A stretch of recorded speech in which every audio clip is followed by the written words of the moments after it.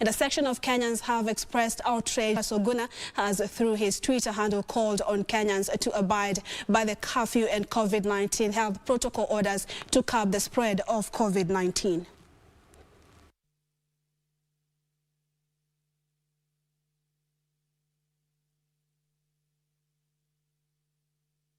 Curfew noma, wasa wamepatikana kibao, hakuna vile wanaweza fika mahali wanafika, roadblock imejaa pale, wasa wanapiga kelele. If you can just see along this way, all with you ni wasei, jabi imeshika, noma sana, wasa wanapiga honi, wasa wanapiga honi pale, wanapiga nduru pale, hivyo makarao nao wamekataa jo, wasa wana nyaunyo, mlikuwa wapi bana, mlikuwa wapi? In India, the country has closed over 700 COVID-19 vaccination centers, with several states reporting shortage of coronavirus vaccines. The number of cases in India has passed Brazil's tally, making it the country with the second highest number of infections in the world. At least 92 countries depend on India for the supply of COVID-19 vaccines. The wave of coronavirus infections is wreaking havoc in India, with health officials reporting 161,736 cases in 24 hours, bringing the number of infections to above 13.6 million. The death toll has risen to over 171,000, and the country now accounts for 1 in every 6 daily new infections worldwide. And through it all, officials report that vaccine supplies have dried up, with at least 5 states reporting severe shortages and urging the federal government to act. The world's largest vaccine producer has only fully vaccinated 14.3 million people, just over 1% of its population of 1.3 billion, according to Johns Hopkins University. To mitigate the crisis, the government and the Serum Institute of India have shifted focus from supplying vaccines to COVAX to prioritize their own citizens at home, leaving over 92 countries, including Kenya, that are currently depending on COVAX facility desperate. On Thursday this week, Kenya's Ministry of Health allayed fears of a vaccine shortage, announcing that the country is expecting some 2.5 million doses next month. The government, through the Ministry of Health, would like to take this opportunity to inform Kenyans that some 2.5 million doses provided through the COVAX facility are expected in the country in the month of May. But amid the uncertainty, a section of leaders is urging the government to consider reviewing its inoculation target if the country is to win the war against COVID-19. Getting to South, Member of Parliament Moses Kuria says the economy will only open up if the government inoculates as many people as possible. It is my appeal to the Minister, to the Cabinet Secretary for Health and the Cabinet Secretary for the National Treasury to set aside 18 billion shillings so that you can be able to vaccinate all Kenyans who are above the age of 18. And because once we do that, it's actually a saving. It's not an expenditure. Because once we do that, we can now comfortably reopen the economy fully without any restriction. The Ministry of Health this week camped in Kiambu, sensitizing residents on the need to take the jab. Today here we are the Ngao range, and we're the Ngao in their corporate social responsibility with their partners. They've organized for the vaccination of various security formations that do come here for training. Have already got their jab because they are in the front line, just like most health workers have taken the jab, because if you don't take the jab as a front line, then how can you be able to tell other people to take the jab? The country has so far vaccinated up to 651,650 people.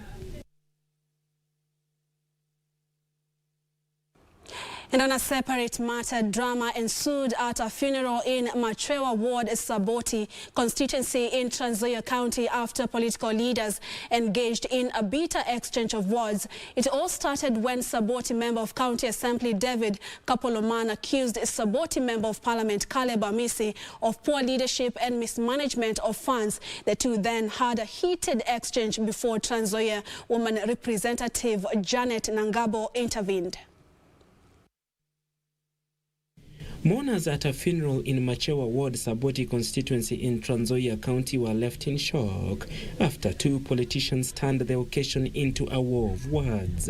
Saboti Member of Parliament Caleb Amisi and Saboti Member of the County Assembly David Kapoloman turned the podium into a fighting platform as they threw barbs at each other over the region's development agenda.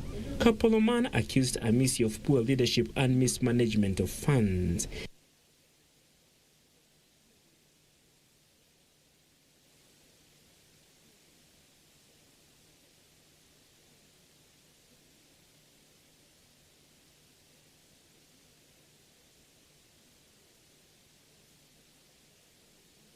And Amisi retaliated by calling out Kapoloman for using a burial ceremony to settle political scores. Ukisimama kama wewe ni kiongozi ambao umechaguliwa, wananchi wao kuchagua ndio ukuje utusi Caleb. Walikuchagua ufanye kazi yako. Wewe fanya yako na pia waachie hao wenyewe wapime Caleb.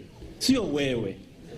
Kwa sababu hukupewa kura ndio kuje kwa matanga kila mahali kutusi Caleb. Trans Nzoia County Women Representative Janet Nangabwe, who was among mourners who witnessed the drama, faulted the two, saying political temperatures should be toned down as the country heads to the general election next year. Wananchi, they need good leadership from you, good example from you. Na nyinyi mkidemonstrate kwamba you people, you can just fight in front of people. Let me tell you, hawa wananchi sio wajinga. Hawa wananchi wanaona. And to the education affairs, I beg your pardon, a section of Kenyans is calling for bolder legal steps in tackling exam malpractice in the country. The group says the government must demonstrate its willingness to deal decisively with exam cheats to deter anyone intending to compromise the conduct of national examinations. The group has chided the recent move by the government to hand in results to some students who had been accused of engaging in exam malpractice. His Excellency the President has directed that every child shall be and must be given his results.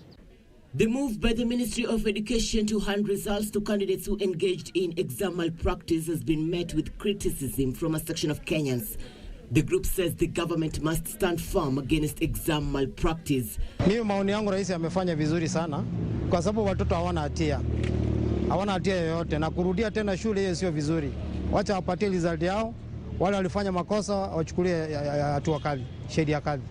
Kwa sababu ni walimu ndio waliiba. Sasa mimi upande yangu naona walimu ndio wachukuliwa hatua.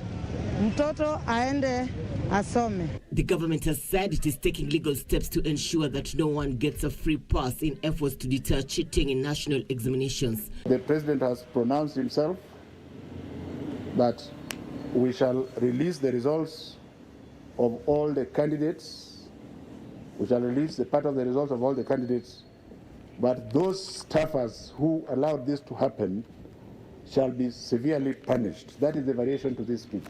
Speaking to Channel 1, a section of Kenyans said the move to hand results to students accused of engaging in cheating is tantamount to rewarding exam malpractice. Ukivunja sheria, serikali naomba hivi afuatilie hiyo sheria ambaye huyu amevunja. Sasa mpaka irekebishwe. Inaporekebishwa ule ambaye ako na kosa afungwe, afuatiliwe sheria, mashtaka wote wafuatilie yeye. Huyo mtoto hakuna venye angeiba mtoto alikuwa peke yake, si ndio? Na pia ni vizuri kwa sababu maisha ya mtoto bado iko at stake. Maisha ya mtoto iko at stake. Akirudia anaweza hata lose concentration na anaweza pia kosa umuhimu wa masomo ambayo wamefanya. They want the government to demonstrate that it is dealing with those that are hell-bent of taking shortcuts. Sababu mtoto angepata leakage bila msaidizi wa mwalimu, hatua ingependa ichukuliwe kwa haraka, ndio huo mwalimu pia achukuliwe hatua kikamilifu kisheria. Kwa nini hiyo mtihani iliweza kuleak? Some are of the opinion that if teachers work extra hard and exhaust the curriculum well in time, there won't be any need to cheat.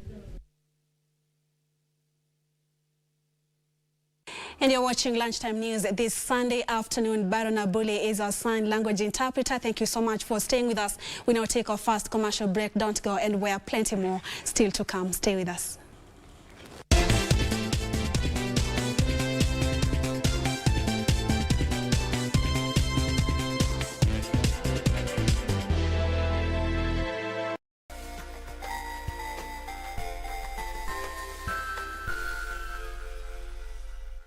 Je, umeomoka?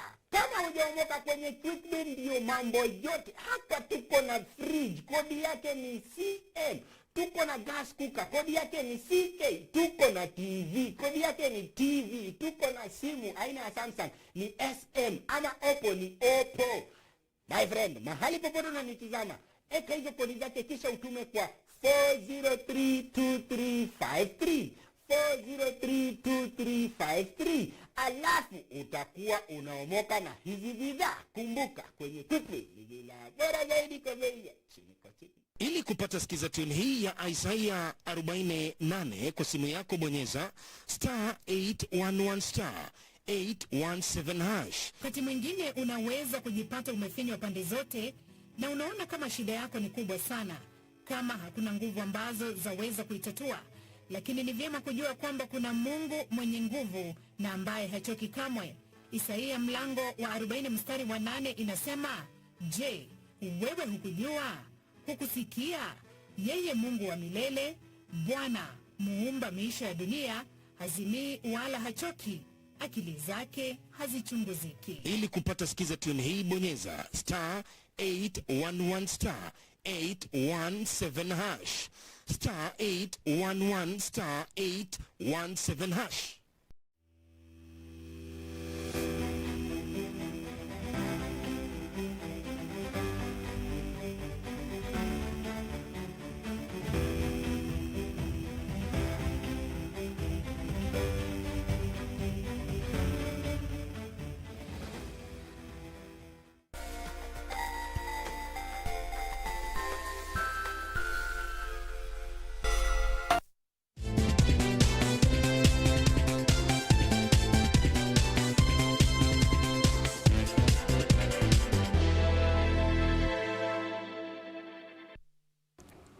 And welcome back to KBC Lunchtime News. Nairobi County has launched the Disaster Management Feeding Program as one of the interventions to alleviate effects of COVID-19 pandemic. Acting Nairobi County Governor Kananu Mwenda says the third wave of infections, which caused a lockdown of 5 counties, has exposed vulnerable families to food insecurity and other challenges which must be addressed.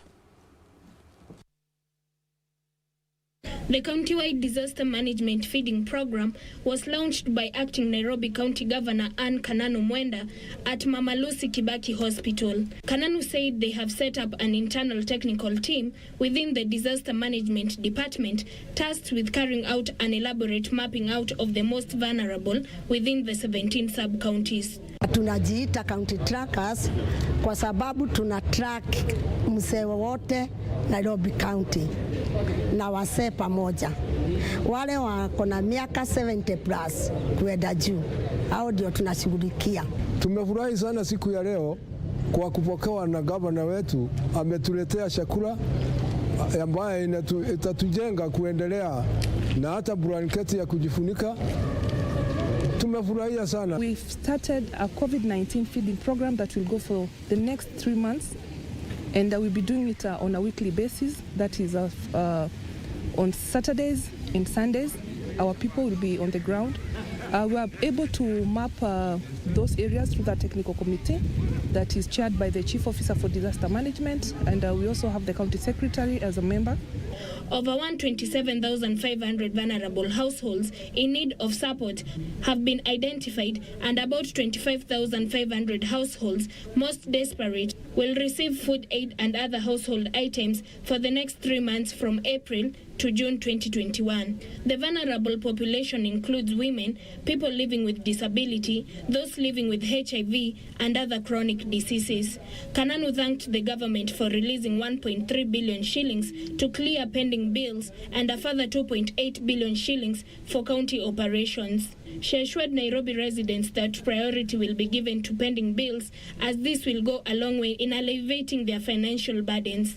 The acting governor at the same time urged Nairobians to continue adhering to set COVID-19 protocols of regularly washing hands, keeping social distance, and wearing of masks at all times. Reporting for Channel 1 News, I'm Jacinta Nyambura. And in Kakamega County, a non-governmental organization at the county is encouraging farmers in the region to partner with the Kenya Forest Service KFS to increase land and tree cover during the current planting season. The Kenya National Farmers Federation KENAF officer in charge Kakamega County, Habakuk Kamala, has urged the national and county governments to ensure the country attains the 10% constitutional requirement forest cover. He said citizens should be challenged to plant a tree during this rainy season. Kamala spoke while handing over 400 tree seedlings to farmers at Ebuchinga area.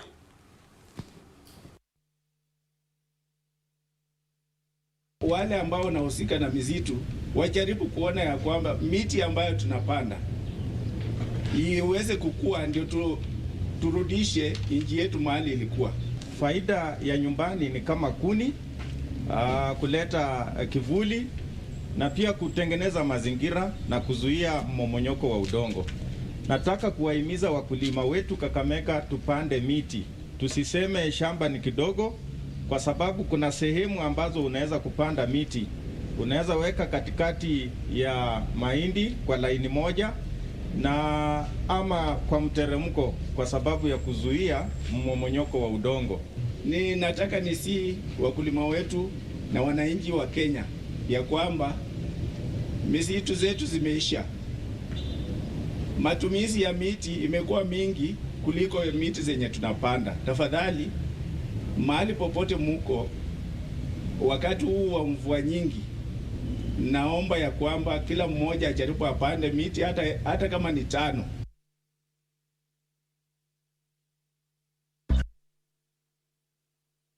A family which received 5 babies at the Kisii Teaching and Referral Hospital has received some relief assistance from the Kisii County's First Lady Elizabeth Ongwae. Ongwae, who visited the mother at the Kisii Teaching and Referral Hospital, donated baby accessories including clothing, diapers, bedding and soap.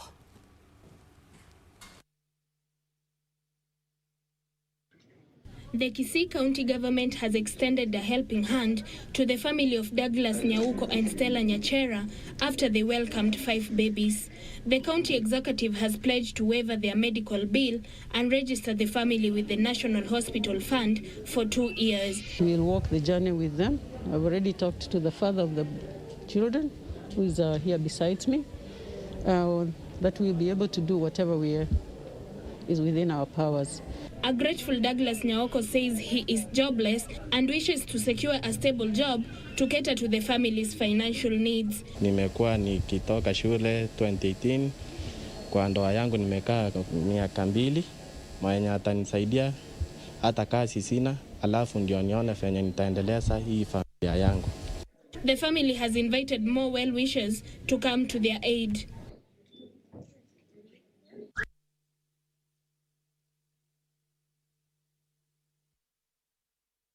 And to the COVID-19 survey report, a majority of Kenyans feel that the COVID-19 pandemic is more of a personal financial issue than a personal health issue, according to a survey conducted by InfoTrack Research.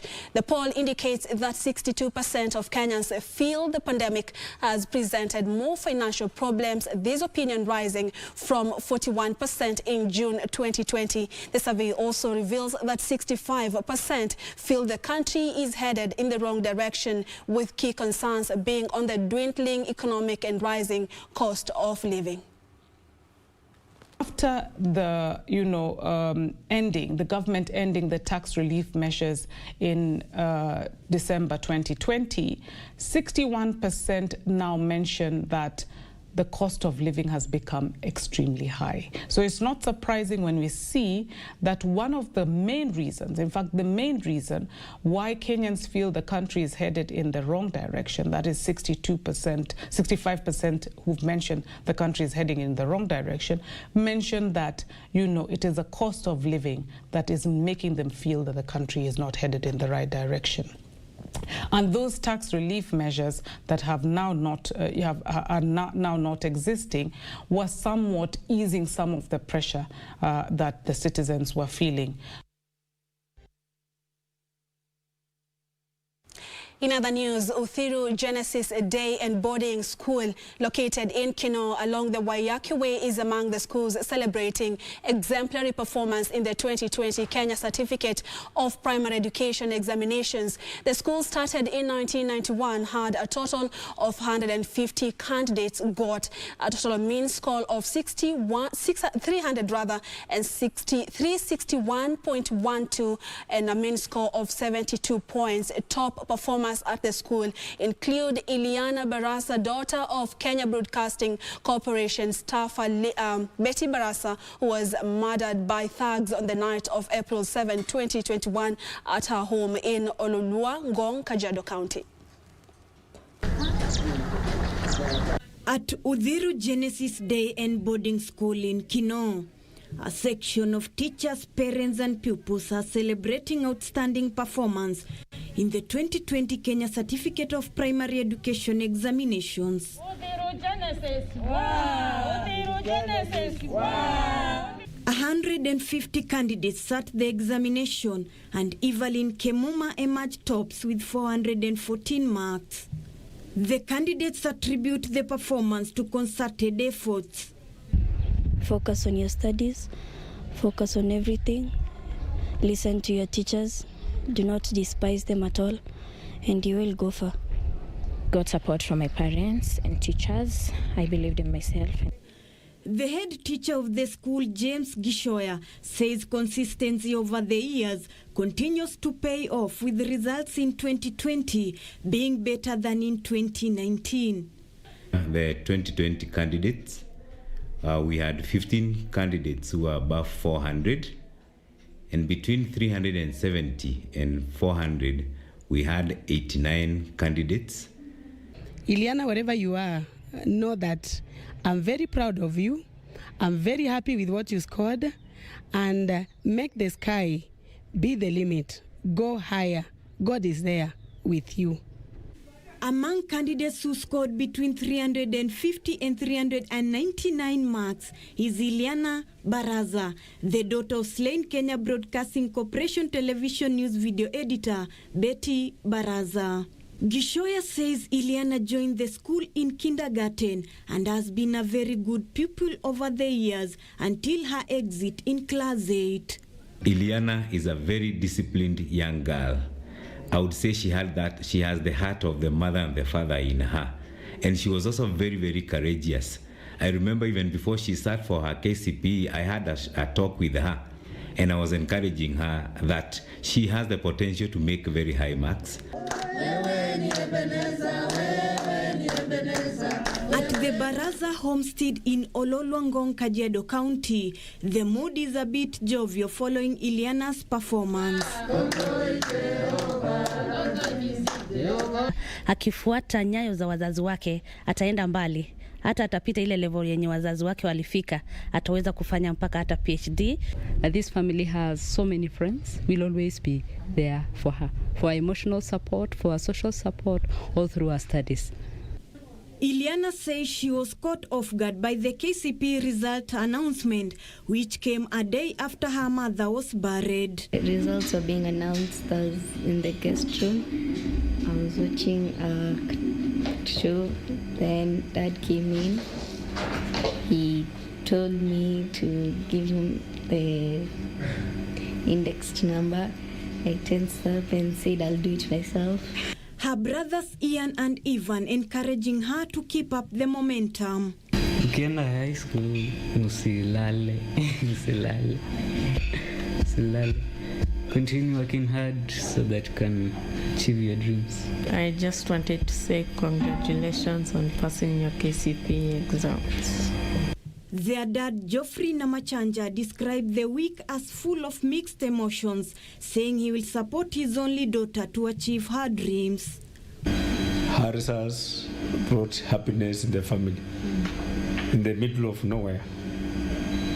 Least expected, at least there was some change. People smiled, people at least, of course not a celebration mood, but we could see on their faces, people are just happy for her. A day after a dark cloud in the homestead of Geoffrey Baraza Namachanja, CS Magoha came out with good news. Iliana Baraza passed with flying colors in her KCPE examinations. Congratulations, Iliana. Thank you. To all the candidates who passed well in the KCPE examinations, we wish you all the best in your further studies. Reporting for Channel 1 News from Ololwa Ngong, Kajiado County, I'm Ruth Wamboi. Thank you so much, Ruth Wamboi, for that report. We are proud of you, Iliana. Time for the sport. Chelsea ended Manchester City's hopes of winning a historic quadruple as the aged a closely fought FA Cup semi-final 1-0 at Wembley Stadium. In the final, Chelsea will face either Leicester City or Southampton, who play in the second semi-final tonight, a match that will be televised live on KBC Channel 1. Chelsea ended Manchester City's hopes of winning a historic quadruple as they edged a closely fought FA Cup semi-final at Wembley. City and Chelsea had both secured their places in the last four of the Champions League this week, but Pep Guardiola's side had their sights set on a unique haul of 4 trophies as they close in on the Premier League title and also face Tottenham in the League Cup final on the 25th of April. Chelsea, though, deserved the victory given to them when Hakim Ziyech slid home Timo Werner's pass in the 55th minute of the game to set up an FA Cup final against either Leicester City or Southampton, who play tonight. 7 Wembley goals for England, including a hat-trick. Jorginho. And here goes Werner. Goalkeeper hesitates, he looks for Ziyech, open goal! Chelsea strike, and the two brought in have combined here for Thomas Tuchel. Well, it was almost a carbon copy of the goal that was disallowed. This time Werner does make the right run, he is onside, it's a lovely ball played into the space. City made 8 changes from their Champions League win against Borussia Dortmund and now have the added worry of the sight of Kevin De Bruyne limping off injured in the second half. Chelsea are next in action when they host Brighton in the Premier League on Tuesday, while Manchester City travel to Aston Villa in the Premier League on Wednesday before returning to Wembley for the Carabao Cup final against Tottenham on Sunday. In Spain, Barcelona scored 4 goals in 12 minutes, including a brilliant strike from Lionel Messi to thrash Athletic Bilbao and win the Copa del Rey. Barca were frustrated until the 60th minute when Antoine Griezmann turned in Frankie de Jong's cross before de Jong headed in himself 3 minutes later. Messi then drove from his own half, exchanged twice with de Jong and found the bottom corner for Barca's third, and he added his second 4 minutes later, sweeping in Jordi Alba's cross. Victory gives Barca their first trophy under manager Ronald Koeman and their first silverware since 2019. For Athletic, it was a second Copa del Rey final defeat in 2 weeks after they lost to Real Sociedad in the delayed 2020 final on the 3rd of April.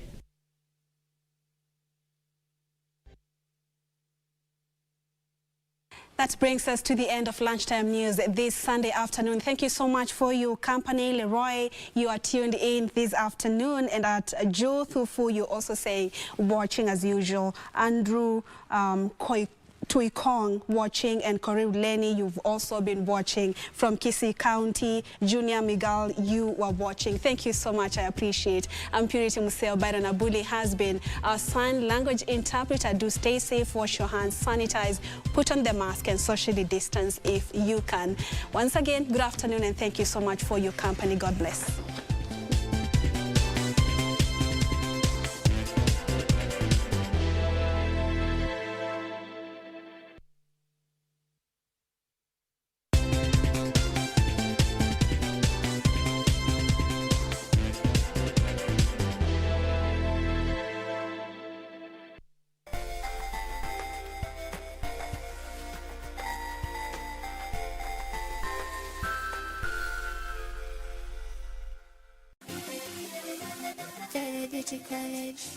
Vera Beauty and Fashion College.